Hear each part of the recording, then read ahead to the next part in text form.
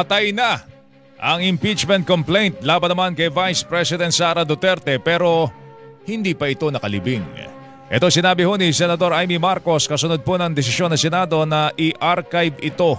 Anya na maiimbak na ang reklamo pero maaari pa namang hugutin sakaling baliktarin ng Korte Suprema ang desisyon po nito na nagdeklarang labag sa saligang batas ang Articles of Impeachment laban sa Vice Presidente.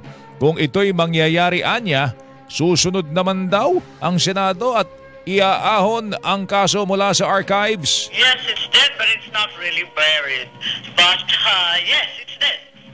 In effect, because it's in the archive, but sabi nga ni Justice Ascuna, pwede naman hugutin pa ulit kung magbago ang Korte Suprema. Sumusunod lang kami sa batas at sa Korte Suprema.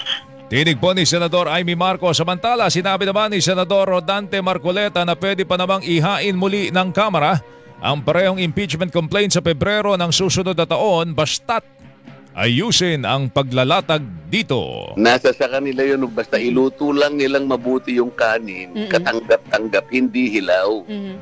Oh, yun lang naman ba't hindi sila meron pa sila 6 months bago mag-February 2026. O di ganda na nila yung luto. Dagdagan nila ng siguro tubig kasi kulang sa tubig O kulang sa paapoy, halimbawa. Tinig po ni Senador Rodante Marcoleta.